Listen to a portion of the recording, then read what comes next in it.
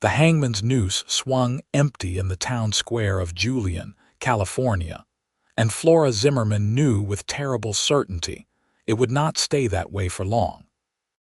She pressed her back against the sun-warmed wood of the general store, her breath coming in shallow gasps as she watched Sheriff Morrison nail another notice to the post, his weathered hands moving with practiced efficiency that made her stomach turn. The year was 1878, and in this dusty mining town nestled in the Cuyamaca Mountains, justice moved as swift and unforgiving as a rattlesnake strike.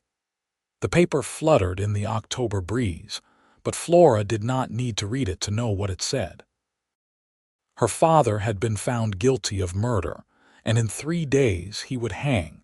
The accusation was a lie. Thomas Zimmerman had never killed anyone in his 60 years of life, but the mine owner's son lay dead, and someone needed to pay. Her father had been in the wrong place at the wrong time, stumbling upon the body while making his rounds as night watchman. The real killer had left no trace, and the town wanted blood. Her father's blood would do just fine. Flora pulled her shawl tighter around her shoulders despite the warmth of the autumn afternoon. She was 22 years old, alone in the world except for her father, and now she was about to lose him too. Her mother had died bringing her into this world, and her father had raised her with a gentleness that belied his calloused hands and weathered face.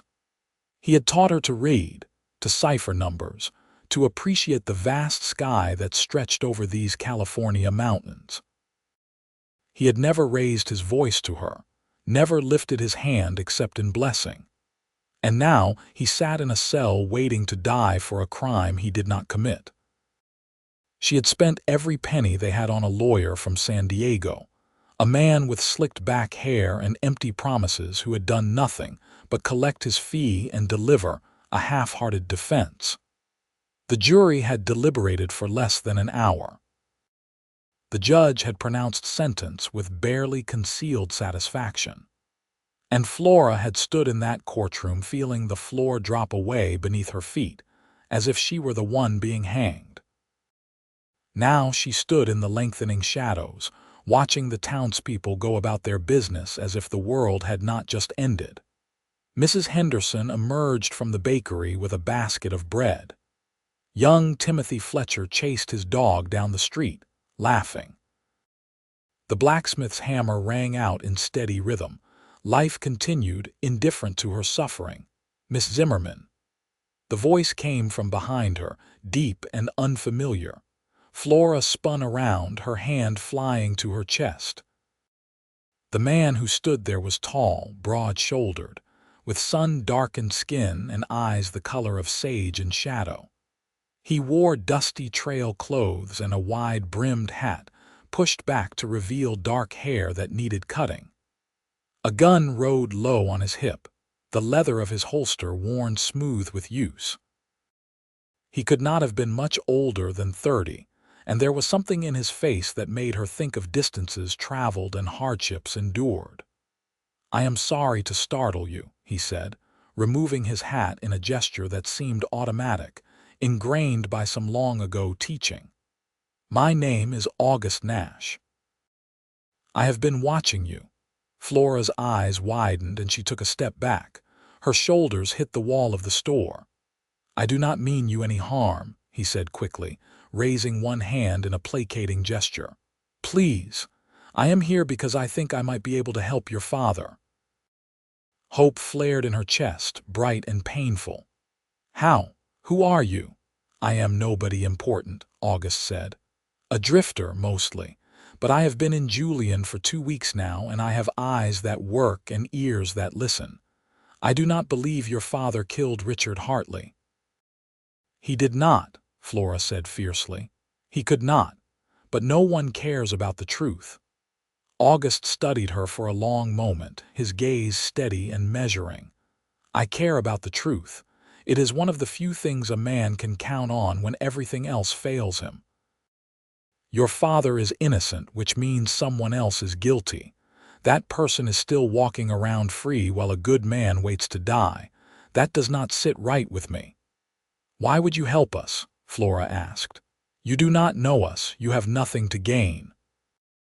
"Maybe I have something to lose," August said quietly.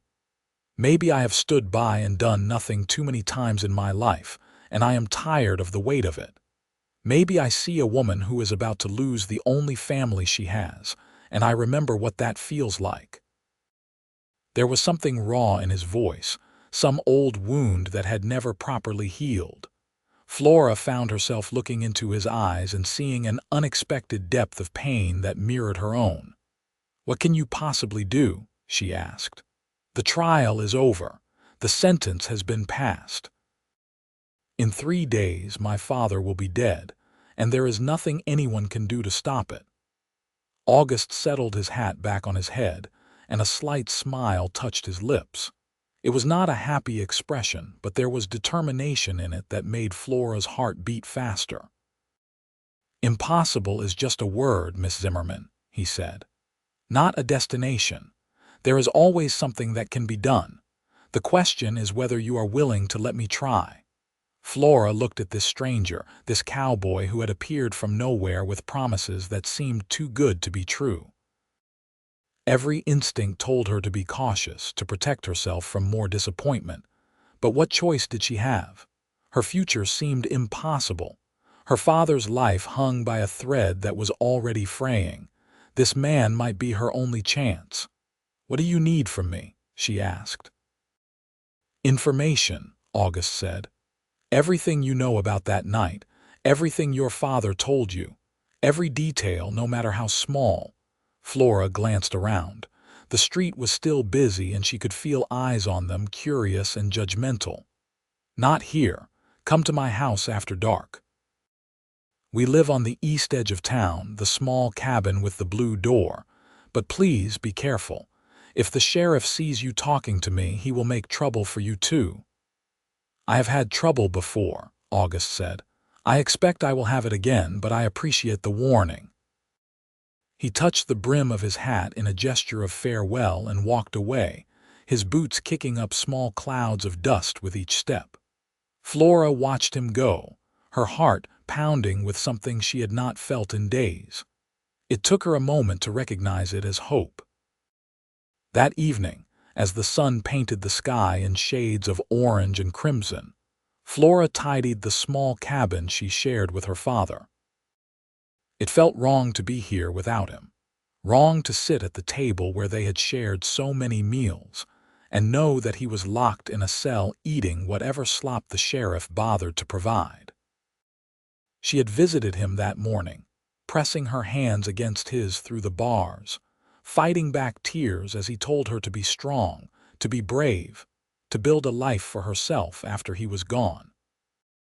She had wanted to scream at him that there would be no life without him, that she could not bear to lose him, but she had swallowed the words and smiled instead, because he needed her to be strong. A soft knock came at the door just as full darkness fell. Flora hurried to open it, and August Nash stepped inside, removing his hat as he crossed the threshold. "Thank you for coming," Flora said, closing the door firmly behind him. She had lit 2 oil lamps and their warm glow pushed back the shadows. "Please sit down. Can I offer you coffee? Supper?" "Coffee would be welcome," August said, settling into one of the wooden chairs at the table. He looked around the cabin, taking in the neat simplicity of it. Books lined a shelf on one wall, more books than most mining families owned. A woman's shawl hung on a peg by the door. A pair of spectacles rested on the windowsill, waiting for their owner to return. Flora poured coffee from the pot she had kept warm on the stove and set a cup before him. She poured one for herself and sat down across from him, wrapping her hands around the cup for comfort more than warmth. "Tell me about the night Richard Hartley died," August said. Flora took a deep breath. "My father worked as night watchman at the Silver Bear mine. He has had that job for 5 years, ever since his back got too bad for him to work underground anymore. He made his rounds every 2 hours, checking the buildings, making sure nothing was disturbed. That night, October 8th, he was making his midnight round when he found Richard Hartley's body in the equipment shed. What did he do? He ran to get the sheriff. He did not touch anything, did not move the body. He just saw Richard lying there with blood all around him and went for help. But when Sheriff Morrison arrived with his deputies, they said my father must have done it. They said he was the only one there, that he had blood on his hands. Did he? Of course he did. He checked to see if Richard was still alive, if there was anything he could do. But Richard was already dead, had been for at least an hour according to the doctor. My father was making his 10 o'clock rounds when Richard was killed. August leaned back in his chair, his fingers drumming a slow rhythm on the table.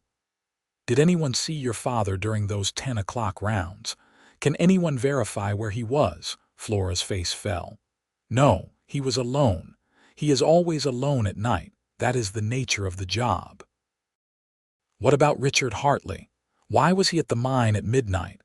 No one knows, Flora said. Or if they do, they are not saying. Richard was the mine owner's son, but he did not work at the mine. He spent most of his time gambling and drinking in the saloons. He had a reputation for causing trouble. What kind of trouble? Flora hesitated, her cheeks coloring slightly. The kind involving women who did not want his attention, the kind involving debts he did not pay. My father once threw him out of the Lucky Dollar Saloon for harassing one of the working girls there. Richard threatened to have him fired, but nothing came of it. That was 6 months ago. August's eyes sharpened. Did the prosecutor bring that up at the trial? Use it as evidence of bad blood between them? Of course, Flora said bitterly. He made it sound like my father had been nursing a grudge all this time, waiting for an opportunity to strike. It was absurd. My father forgot about Richard Hartley the moment he walked away. He has never been the type to hold anger. But it gave the jury a motive, August said thoughtfully. Or the appearance of one, which is often enough. What about the murder weapon, a knife? Richard was stabbed in the chest 3 times. The doctor said death would have been quick. They never found the knife. That is convenient, August murmured. Did they search your father? Of course. They searched him, searched our house, searched everywhere. No knife. The prosecutor said he must have hidden it somewhere, that he would tell them where it was in exchange for a lighter sentence. But my father has nothing to tell. He did not do this. August was quiet for a long moment, his gaze distant. Flora studied him in the lamplight, noting the fine lines around his eyes, the scars on his knuckles, the way he held himself with the watchful stillness of a man accustomed to danger. There was something compelling about him, something that made her want to trust him despite having known him for less than a day. Tell me about the mine, August said finally. Who else works there? Who had access that night? The mine owner is Cyrus Hartley, Richard's father. He is a hard man, but he loved his son despite Richard's faults. He has been calling for my father's death since the moment it happened. The mine foreman is a man named Dutch Keller, been with Cyrus for 15 years. There are about 30 miners who work the day shift and 20 who work nights. But the night shift does not start until 1 in the morning, so they were not there when Richard died. What about family? Did Richard have a wife, siblings, anyone who might have wanted him dead? Flora shook her head. No wife. He was engaged once to a girl from San Diego, but she broke it off. Said she could not marry a man who came home drunk more often than sober. He has a younger sister, Marion, but she moved to San Francisco 2 years ago. I do not think they were close. August stood and walked to the window, looking out into the darkness. Someone killed Richard Hartley that night, and it was not your father. That means the real killer is still out there, probably sleeping easy while an innocent man waits to die. I need to find out who had reason to want Richard dead. How? Flora asked, rising from her chair. How can you possibly find the truth in 3 days when the sheriff and the prosecutor could not find it, or would not find it in 3 weeks? August turned to face her, and in the lamplight his eyes were fierce with determination. Because I am not bound by what the town wants to believe. Because I have no stake in protecting anyone's reputation or maintaining the peace. Because I will follow the truth wherever it leads, no matter who it upsets. He crossed the room to stand before her, and Flora had to tilt her head back to meet his gaze. He was close enough that she could smell the dust of the trail on him, see the shadow of stubble on his jaw. "Your future seems impossible right now," he said quietly. "I understand that feeling. I have been there myself, standing in the dark wondering if I would ever see light again." "But impossible is just a word, Miss Zimmerman. It is not a destination. It is not a sentence. It is a challenge, and I have never been one to back down from a challenge." Flora felt tears prick her eyes, and she blinked them back fiercely. "Why are you doing this? Truly. You could ride away from Julian tomorrow and never think of us again." August was quiet for a moment, and something shifted in his expression, something vulnerable and sad. 5 years ago, I had a younger brother. His name was Daniel. He was 20 years old, good-hearted, trusting. He was accused of horse theft in a town in Nevada. I was 3 days' ride away when it happened, working a cattle drive. By the time I got word and made it back, he was already dead, hanged by a mob that did not want to wait for a trial. He was innocent. The real thieves were caught a week later, but that did not bring Daniel back. Flora's hand flew to her mouth. "Oh God, I am so sorry." "I was not there when he needed me," August continued, his voice rough with old grief. "I could not save him, I could not stop it. And I have carried that weight every day since. When I saw you standing in the street today, watching that empty noose, I saw myself 5 years ago. I saw the same desperation, the same helplessness, and I thought maybe, just maybe, I could do for you what no one did for me. I could try." Flora reached out without thinking and placed her hand on his arm. Even through the fabric of his shirt, she could feel the strength in him, the solid realness of him. "Thank you," she whispered. "Thank you for trying. Whatever happens, thank you." August covered her hand with his own, his calloused palm warm against her skin. "I am going to need your help," he said. "I am a stranger here. People will not talk to me the way they might talk to you. I need you to be my eyes and ears in places I cannot go." "Anything," Flora said. "I will do anything. Tomorrow, I want you to visit your father. Ask him to make a list of everyone who was at the mine in the days leading up to the murder. Anyone who seemed nervous or acted strange. Anyone who asked unusual questions. Then I want you to go to the places Richard Hartley frequented. The saloons, the gambling halls. Talk to the people who knew him. Find out if he owed money, if he had enemies, if there was anyone who might have wanted him dead." Flora nodded, her mind already racing. The Lucky Dollar Saloon. That was his favorite place, and the High Sierra Card House. He spent almost every evening at one or the other. "Good. I will be working another angle. There are always people in a town who see things others miss. Stable hands, shopkeepers, the men who work the night shift. I will talk to them, see what they remember about that night." "And if we find nothing?" Flora asked, hating the tremor in her voice. August's jaw tightened. "Then we find another way, but we will not stop looking until we find the truth." He released her hand and stepped back, reaching for his hat. "I should go. It is late and you need rest. Tomorrow will be a long day." Flora walked him to the door, reluctance heavy in her chest.